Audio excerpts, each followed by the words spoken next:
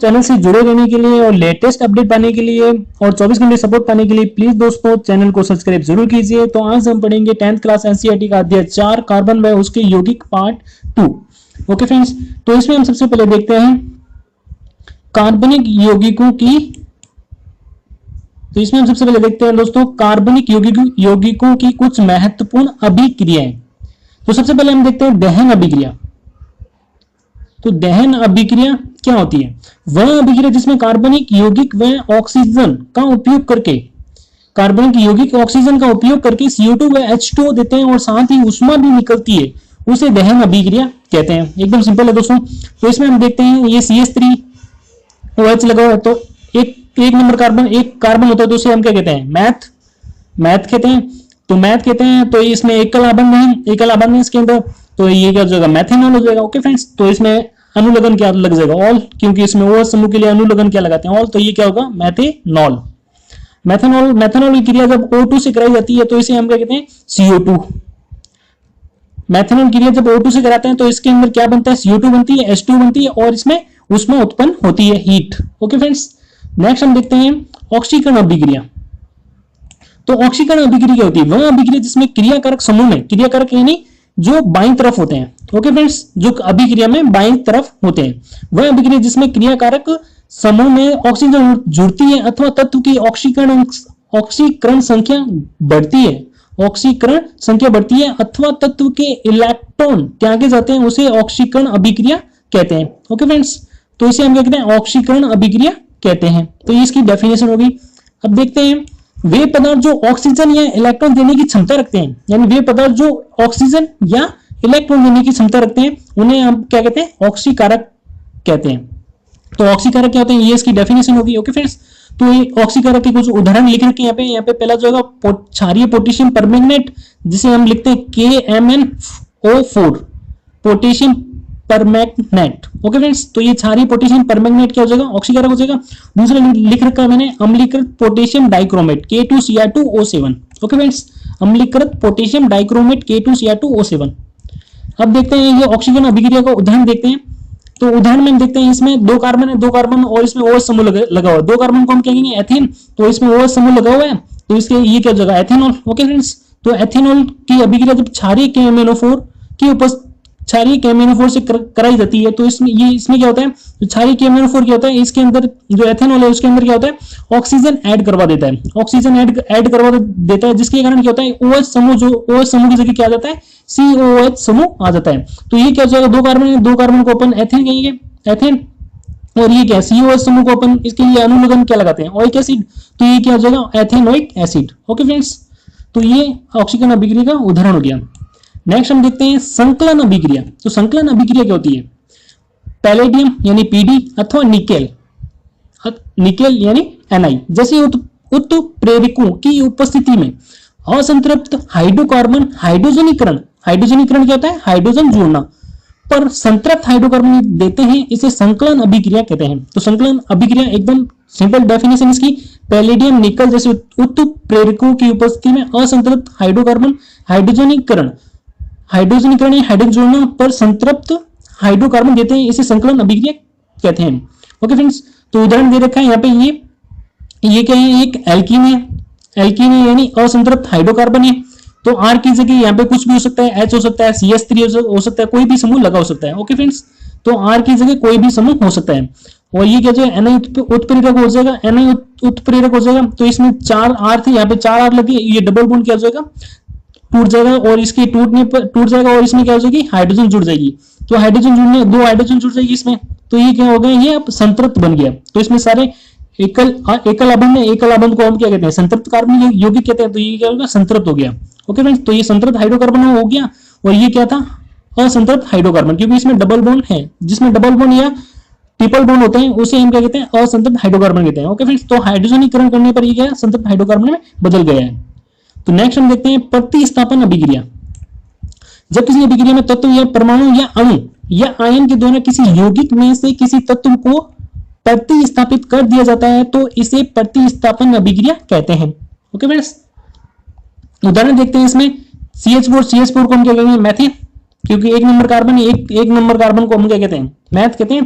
तो इसमें एकल एकल बंद है, तो इसी के मेथेन। ये मेथेन हो गया। मेथेन की क्रिया जब क्लोरीन से सूर्य के प्रकाश की उपस्थिति में कराई जाती है तो इसमें क्या होता है, CH3Cl प्लस HCl, HCl यानी हाइड्रोजन क्लोराइड, ये क्या हो जाएगा, क्लोरोमेथेन। ओके फ्रेंड्स, तो ये इसे हम क्या कहते हैं, क्लोरोमेथेन।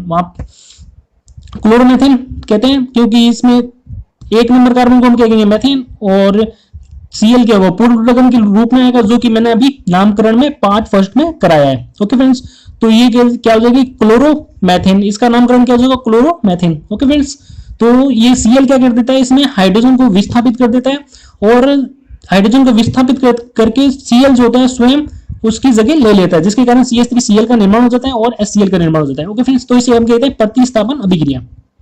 नेक्स्ट हम देखते हैं एथेनॉल की गुणधर्म। एथेनॉल क्या होता है, कक्ष ताप पर द्रव अवस्था में होता है, इसे सामान्यतः अल्कोहल कहते हैं। जो एथेनॉल को हम क्या कहते हैं, अल्कोहल कहते हैं। यहाँ अल्कोहली पेय पदार्थों का महत्वपूर्ण अवयव होता है। यह एक अच्छा विलायक है, इसलिए इसका उपयोग tincture, iodine, cough syrup, tonic आदि औषधियों में होता है। ओके फ्रेंड्स, अब इसकी एथेनॉल की कुछ अभिक्रियाएं दे रखी है, वो भी अपन देख लेते हैं। तो सबसे पहले आता है सोडियम के साथ अभिक्रिया। तो एथेनॉल क्या होता है वो आपको पता ही है। 2 नंबर कार्बन, एथ के लिए दो कार्बन लगाते हैं, तो CH 2 कार्बन हो गए, और वो H ऑल इसका अनुलग्न हो जाएगा, तो ये क्या हो जाएगा, एथेनॉल, एथेनॉल। ओके फ्रेंड्स, तो ये सोडियम के साथ जिसकी अभिक्रिया करते हैं, सोडियम प्लस एथेनॉल की इसके साथ अभिक्रिया कराएंगे, तो ये इसमें क्या हो जाएगा, जो H का क्या हो जाएगा, प्रतिस्थापन हो जाएगा, और यहाँ पे क्या हो जाएगा, CH3CH2ONA। ओके फ्रेंड्स, वो इसे हम क्या कहेंगे, सोडियम एथॉक्साइड कहते हैं। तो इसका नाम क्या हो जाएगा, sodium ethoxide plus H2। Okay friends, तो ये सोडियम की एथेनॉल के साथ अभिक्रिया हो जाएगी। सांद्र H2SO4 के साथ अभिक्रिया, तो ये एथेनॉल हो जाएगा। एथेनॉल की सांद्र H2SO4 के साथ अभिक्रिया कराई जाती है 443 केल्विन ताप पर।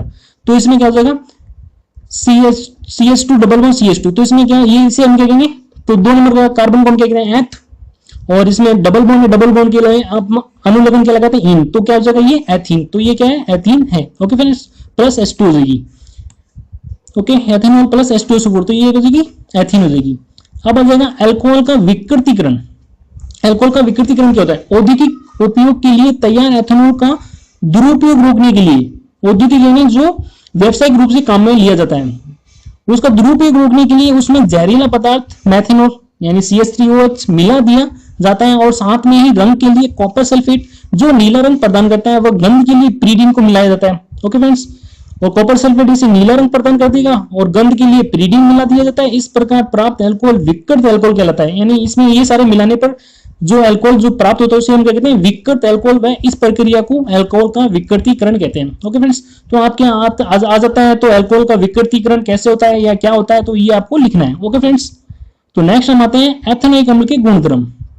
तो एथेनोइक अम्ल सूत्र सिंपल हो जाएगा। एथेनोइक अम्ल के एथ होगा तो मतलब 2 कार्बन तो होगी निश्चित है ये तो, और ओइक एसिड, ओइक अनुलग्न लगा हुआ है, तो 2 कार्बन लिखिए आप, और ओइक ये लगा दी, CH3COH, ये 2 कार्बन हो गए, और COH ये ग्रुप हो गया, तो इसे हम क्या कहते हैं, एथेनोइक एसिड। ओके फ्रेंड्स, तो 2 नंबर कार्बन को हम कहेंगे एथेन, और COH समूह लगा हुआ है, तो इसे क्या हो जाएगा, ओइक एसिड, इसका अनुलग्न लग जाएगा, तो इसे क्या कहेंगे, एथेनोइक एसिड। इसे सामान्यतः एसिटिक अम्ल कहते हैं। एसिटिक अम्ल के 3 से 4% विलयन को सिरका कहते हैं, एवं इसे अचार परिरक्षक के रूप में इस्तेमाल किया जाता है। शुद्ध एथेनोइक अम्ल का गलनांक 290 केल्विन यानी 17 डिग्री सेल्सियस होता है। अगर आपको केल्विन को अगर डिग्री सेल्सियस में बदलना है, तो आप जो केल्विन दे रखा है, केल्विन में 273 माइनस कर दीजिए, 273 माइनस कर दीजिए, तो वो डिग्री सेल्सियस में बदल जाएगा। ओके फ्रेंड्स, और इसलिए ठंडी जलवायु में, शीत के दिनों में यह जम जाता है। जो एथेनोइक अम्ल होता है वो ठंडी जलवायु होती है, वहां पे ये जम जाता है, इसी कारण इसे ग्लेशियल एसिटिक अम्ल कहते हैं। तो आपको कभी पेपर में पूछा जा सकता है कि ग्लेशियल एसिटिक अम्ल किसे कहते हैं, या उसका सूत्र बताइए, तो ये क्या है, एथेनोइक अम्ल को क्या कहते हैं, ग्लेशियल एसिटिक अम्ल कहते हैं। ओके फ्रेंड्स, तो नेक्स्ट हम आते हैं इसकी अभिक्रियाएं। तो अभिक्रिया हो जाएगी, पहली अभिक्रिया हो जाएगी एथेनोइक अम्ल की एस्टरीकरण। एस्टर के निर्माण की अभिक्रिया एस्टरीकरण कहलाती है। जो एस्टर का निर्माण होता है उसे एस्टरीकरण अभिक्रिया कहते हैं। इसका निर्माण मुख्यतः अम्ल व अल्कोहल की अभिक्रिया से होता है। तो ये क्या हो जाएगा, अम्ल CH3COH, इसे अपन क्या कहते हैं, एथेनोइक अम्ल, और ये क्या हो जाएगा, CH2CH3, ये क्या हो जाएगा, एथेनोइक अम्ल, ये क्या हो जाएगा, एथेनॉल हो जाएगा। OH समूह का 2 कार्बन है, 2 कार्बन के लिए एथेन लगाते हैं। एथेन की भी एथेन क्यों लिख रहे हैं हम, क्योंकि यहाँ पे कार्बन कार्बन के मध्य बॉन्ड कौन सा है, एकल बॉन्ड है, तो इसलिए इसीलिए लिख रहे हैं एथेन, और ऑल OH के लिए अनुलग्न क्या लगता है, ऑल, तो इसलिए हो जाएगा एथेनॉल। तो इनकी अभिक्रिया कराते हैं तो इसमें से OH इधर की साइड से हट जाता है और H इधर की साइड से हट जाती है, तो इसमें H2 क्या निकल जाता है, H2O यानी जल का अणु निकल जाता है और ये आपस में जुड़ जाते हैं। जुड़ने के कारण इसमें क्या हो जाएगा, CH3C double bond O CH2 CH3।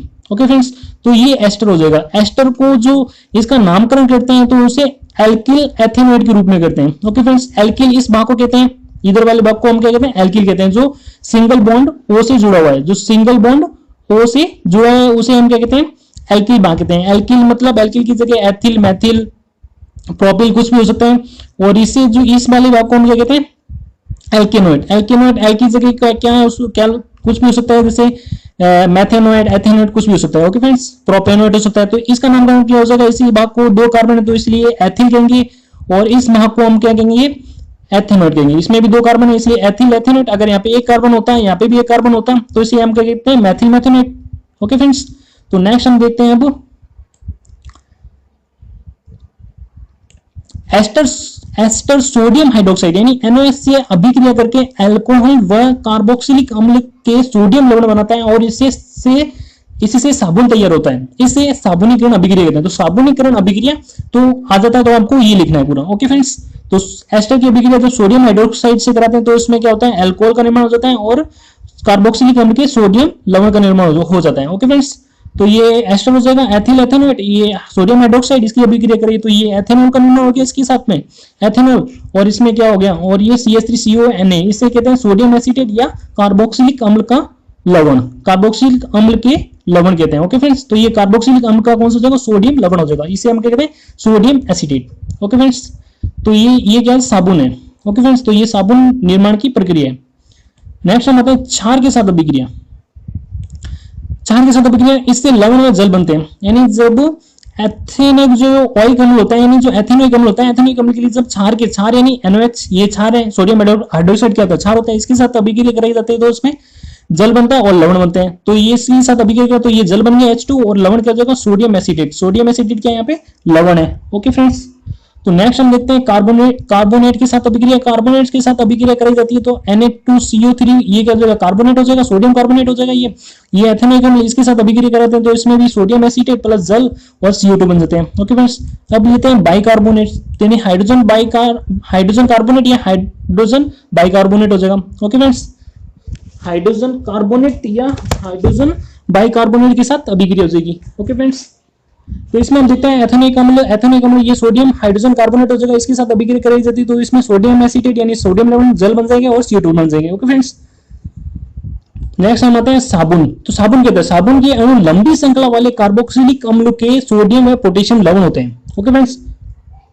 तो साबुन की अगर परिभाषा आती है तो साबुन क्या होता है, अगर आपके पेपर में अगर क्वेश्चन आता है साबुन क्या होता है तो इसको आपको ये लिखना है, साबुन के अणु लंबी श्रृंखला वाले कार्बोक्सिलिक अम्लों के सोडियम व पोटेशियम लवण होते हैं। ओके फ्रेंड्स, सोडियम या पोटेशियम लवण होते हैं। जैसे आपने ये यहाँ पे देखा तो ये क्या CH3CON है, ये क्या है, ये कार्बोक्सिलिक अम्ल का सोडियम लवण है, तो इसकी जगह सोडियम की जगह क्या आ सकता है, पोटेशियम। तो इस प्रकार जो कार्बोक्सिलिक जो साबुन होते हैं वो लंबी श्रृंखला वाले, साबुन के अणु लंबी श्रृंखला वाले कार्बोक्सिलिक अम्लों के सोडियम और पोटेशियम लवण होते हैं। अब हो जाएगा साबुन की धोने की प्रक्रिया। अब साबुन जो कपड़ों की धुलाई कैसे करता है उसके बारे में हम देखते हैं।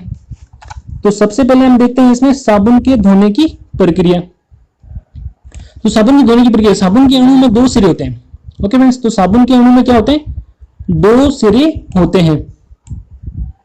साबुन के अणु में 2 सिरे होते हैं, एक सिरा ध्रुवीय होता है जो जलवायु होता है और दूसरा सिरा क्या होता है जो कार्बन की लंबी श्रृंखला का युक्त होता है, वो अध्रुवीय होता है जो जल विरागी होता है। यानी 2 सिरे होते हैं, ध्रुवीय एक अध्रुवीय। ध्रुवीय जो होगा जलवायु होगा, जो अध्रुवीय होगा वो जल विरागी होगा। ओके फ्रेंड्स, जल विरागी मतलब जल से दूर भागेगा, यानी जल का विरोधी होगा। ओके फ्रेंड्स, कपड़े धोने की प्रक्रिया में साबुन अणु का अध्रुवीय भाग मैल या तेल की बूंद की ओर होता है। मैल यानी जो उस पर गंदगी लगी हुई है, कपड़े के ऊपर तेल की बूंद लगी है, सब्जी का दाग लगा है, कुछ भी लगा है उसके ऊपर, जो जब धोते हैं तो इसमें साबुन के अणु का जो अध्रुवीय भाग होता है वो क्या होता है, तेल की बूंद की ओर हो जाता है और ध्रुवीय भाग बाहर की ओर होता है। इस प्रकार तेल की बूंद साबुन अणुओं के द्वारा घिर जाती है और मिसेल नामक संरचना का निर्माण होता है। पानी डालने पर ध्रुवीय भाग पानी से क्रिया करता है और तेल की बूंद साफ हो जाती है। इस प्रकार कपड़े धुल जाते हैं। ओके फ्रेंड्स, तो ये यहाँ पे मैंने ये डायग्राम बना रखा है मिसेल का निर्माण। तो मिसेल के निर्माण में आप देख सकते हैं यहाँ पे ये सोडियम यानी ये क्या ध्रुवीय भाग है, ध्रुवीय भाग क्या हो जाएगा जो बाहर की ओर होगा, और यहाँ पे ये क्या हो जाएगा अध्रुवीय भाग, अध्रुवीय भाग जो यहाँ पे तेल की बूंद है उसकी ओर है। ओके फ्रेंड्स, जब हम पानी डालेंगे तो ये पानी डालेंगे तो ये जो ध्रुवीय भाग है यानी बाहर की ओर है, इससे क्रिया करके ये क्या जो ये बूंद होगी तेल को ये साथ में ले जाएंगे। ओके फ्रेंड्स, तो इस प्रकार ये मिसेल का निर्माण हो जाएगा, ये संरचना दे रखी है। ओके फ्रेंड्स, अब आते हैं अपमार्जक या डिटर्जेंट। तो अपमार्जक या डिटर्जेंट, अपमार्जक लंबी कार्बोक्सिलिक अम्ल श्रृंखला के अमोनियम व सल्फोनेट लवण होते हैं। ओके फ्रेंड्स, अपमार्जक लंबी कार्बोक्सिलिक अम्ल श्रृंखला के अमोनियम व सल्फोनेट लवण होते हैं। इन यौगिकों का आवेशी सिरा कठोर जल में उपस्थित कैल्शियम व मैग्नीशियम आयनों के साथ अघुलनशील पदार्थ नहीं बनता। यदि हम सिंपल साबुन लेते हैं और उसे कठोर जल मतलब होता है जो समुद्री जल होता है उसे हम कठोर जल कहते हैं, जिसके अंदर लवण ज्यादा घुले हैं। अगर हम साबुन को अगर कठोर जल में डालेंगे तो वो झाग नहीं देता, लेकिन ये जो डिटर्जेंट होता है वो झाग देता है, क्योंकि ये कहते हैं अमोनियम व सल्फोनेट के लवण होते हैं। ओके फ्रेंड्स, इस प्रकार वे कठोर जल में भी प्रभावी बने रहते हैं। सामान्यतः अपमार्जकों का उपयोग शैम्पू व कपड़े धोने के उत्पाद बनाने में होता है। ओके फ्रेंड्स, जो कपड़े धोते हैं, जो कपड़े धोने में और जो शैम्पू बनाने कपड़े धोने के जो उत्पाद होते हैं और जो शैम्पू होता है जो बनाए जाते हैं उनके अंदर क्या डिटर्जेंट मिला होता है। ओके फ्रेंड्स, तो आप शैम्पू का उपयोग सोच समझ के करें, ज्यादा शैम्पू का उपयोग ना करें, इससे आपके बालों को नुकसान हो सकता है। ओके फ्रेंड्स, तो अगर आपको ये वीडियो अच्छा लगा हो तो प्लीज इसे शेयर लाइक कमेंट जरूर करें।